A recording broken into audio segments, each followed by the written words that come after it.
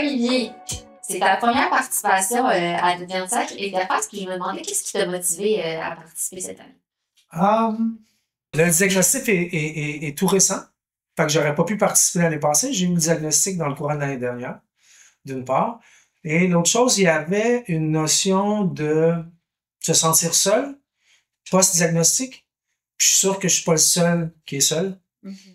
Fait que de vouloir parler, ça va peut-être donner un peu de son à cette histoire. Oui, effectivement. Puis tu viens de le dire, tu viens d'avoir le diagnostic, la NF2 à l'âge de 48 ans, si je me trompe pas. T'es le premier dans ta famille à avoir cette maladie-là. Puis je me demandais, ça a été quoi ta première réaction en apprenant le diagnostic à ce moment même de ta vie? Euh, premier sentiment, c'est que mon cerveau est expiré. Ah ouais, hein? Puis est-ce que t'as essayé de chercher à savoir c'était quoi la NF2? Parce que c'est vraiment le type de la NF la moins connue, si on veut.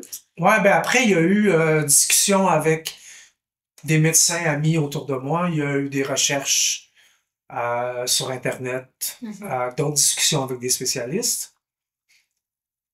Toute une part de deuil aussi, parce que ne veut pas, ça amène à revisiter un peu sa vie, ses buts, puis qu'est-ce qui va suivre. Peut-être une libération, un sentiment de libération parce que avec tous les symptômes qui s'accumulent dans les dernières années pré-diagnostic, on a un peu l'impression de devenir fou. Ou est-ce qu'on sent notre corps se briser, les oreilles, les yeux, tu sais, petit bout par petit bout, puis on comprend pas. Fait qu'il y a une libération aussi de comprendre l'ennemi, de comprendre ce qui se passe, puis de pouvoir avoir une idée d'un plan d'attaque pour la suite. Tu peux enfin mettre un nom à qu'est-ce que tu as, dans le fond. Parce que c'est stressant de pas savoir quand tu vois ton corps qui a ces impacts-là, là, de pouvoir, tu sais, de savoir que tu as la NF2, j'imagine qu'il y a un petit sentiment de soulagement à travers. Ouais, puis peut-être de déculpabilisation aussi, parce que par rapport à la perte auditive, principalement, j'ai fait beaucoup de rénovations dans ma vie. Je me suis exposé au bruit. Fait qu'il y avait une notion pré-diagnostique que c'était de ma faute, la perte auditive. Ah ouais. À cause que je m'étais exposé beaucoup au bruit, à cause que... Et là, avec le diagnostic, ben, il y avait une déculpabilisation en me disant, OK, c'est pas de ma faute. Puis ça, c'est quand même libérateur. Mon Dieu, je comprends. Ça t'enlève comme une pression. Ouais. Puis, y a-t-il des aspects de ta vie quotidienne qui ont été impactés depuis que tu connais maintenant ta condition? Pas tant. Par contre, il y a une relecture de l'histoire. Dans le sens où je revis plusieurs moments dans ma vie et je les relis complètement différemment en ayant les informations que j'ai aujourd'hui.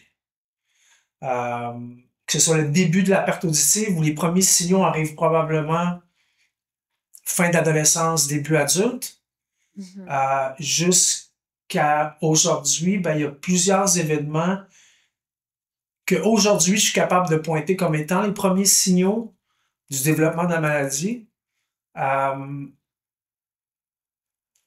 Donc ouais, ça donne un nouvel angle sur l'histoire. Puis quand tu regardes tes traces qu'a laissé la maladie sur ton corps, là on parle des appareils auditifs dans ton cas, qu'est-ce que tu ressens?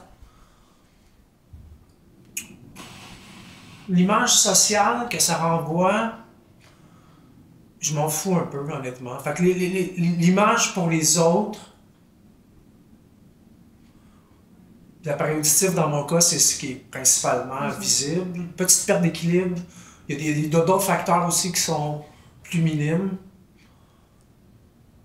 Moi, je vais le dire comme ça, c'est cru, mais j'en ai rien à foutre un peu de ce que les gens pensent. Puis s'il y a quelque chose que les gens remarquent l'appareil auditif et qui sont plus attentifs à me parler un peu plus fort, à être plus proche de moi, à faire une attention particulière, ben tant mieux. Je le vois comme étant positif dans ce contexte-là. Ouais. Puis si tu avais un message à transmettre à d'autres gens qui ont la NF2 ou au public, ce serait quoi? C'est difficile parce que j'ai eu le diagnostic récemment. Donc j'aurais beaucoup plus intérêt à écouter ceux qui ont eu le diagnostic et qui vivent comme moi qu'à leur dire quelque chose. Mais si j'avais la chance de leur dire quelque chose, c'est vrai probablement pour la majorité des maladies évolutives, c'est que c'est facile d'être en attente des prochains symptômes. Mais je pense que ça joue un peu contre nous d'être toujours dans l'attente des prochains symptômes, puis qu'on a avantage à plus voir la vie comme étant qu'aujourd'hui, c'est notre meilleure journée. Qu'aujourd'hui, on a peut-être des douleurs ici, on a peut-être ça, on a peut-être de la misère à entendre, à voir, bon, peu importe, la maladie a mille et une formes selon les individus, mais qu'aujourd'hui, c'est notre meilleure journée. Ouais. Fait qu'il faut en profiter là, avant que le prochain symptôme se développe. Oui, de vivre au jour le jour. Au jour le jour, chaque... et particulièrement se dire que c'est notre meilleure journée aujourd'hui. Oui, je comprends. C'est un beau message. Ça termine sur une belle note. Merci à toi.